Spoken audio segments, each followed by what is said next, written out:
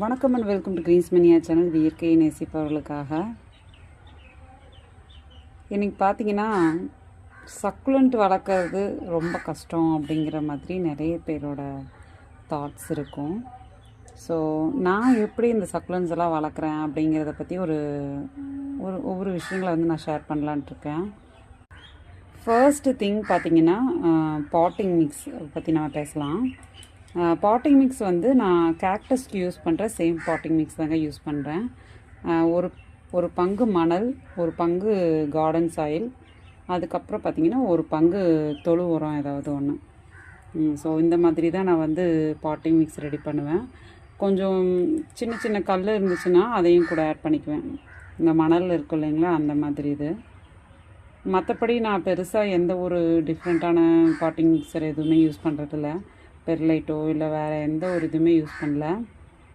இன்னும் அடுத்தடுத்த ஷார்ட்ஸில் எந்த மாதிரி என்னோடய சக்குலன்ஸ்க்கு சன்லைட் கிடைக்கிது, நான் எப்படி வாட்டரிங் பண்ணுறேன், இந்த மாதிரி ஒரு சில டிப்ஸ் எல்லாம் சொல்கிறேன். அப்புறம் எப்படி நான் ப்ரொபகேஷன் பண்ணுறேன் அப்படிங்கிற விஷயத்தையும் நான் உங்க கூட ஷேர் பண்ணுறேன். ஸோ எல்லாமே பார்த்துங்க. நீங்களும் சக்குலன்ட் ட்ரை பண்ணலாம் தாராளமாக. சூப்பராக வளருங்க. இதெல்லாம் பார்க்குறதுக்கு ரொம்ப அழகாக இருக்கும். இதோட கலர்ஸ் எல்லாம் பார்க்கும்போது அவ்வளோ சூப்பராக இருக்கும். இங்கே பாருங்கள் என்ன ஒரு கலரில் இருக்குது அப்படின்ட்டு.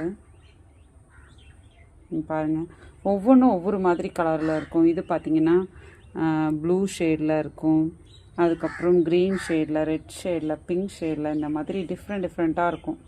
இது பாருங்கள், இது ஒரு காப்பர் ஷேடு அந்த மாதிரி இருக்கும். இந்த சக்குலண்ட் பார்த்திங்கன்னா ஜெல்லி. அது பாருங்கள் எந்த மாதிரி வளர்ந்துருக்கு பாருங்கள். இதெல்லாம் ஒவ்வொன்றும் யூனிக்காக இருக்குங்க. பார்க்குறக்கு திராட்சை மாதிரி இருக்கும். ரொம்ப அழகாக இருக்குது.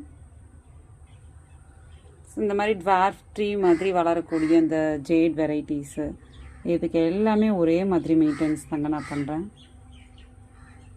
அதுக்கப்புறம் நிறைய பேருக்கு இந்த மாதிரி லக்ஷ்மி கமல் வெரைட்டிஸ் பிடிக்கும். இந்த மாதிரி எச்விரியா வெரைட்டிஸு, அது எல்லாமே ரொம்ப யூனிக்காக தாமரை மாதிரி இருக்கும் பார்க்குறதுக்கு. இவங்க எல்லாம் பார்த்திங்கன்னா செடம் வெரைட்டிஸு. இவங்களும் ரொம்ப அழகாக வளருவாங்க. கொஞ்சம் நல்லா நீளமாக வளரக்கூடிய வெரைட்டிஸு.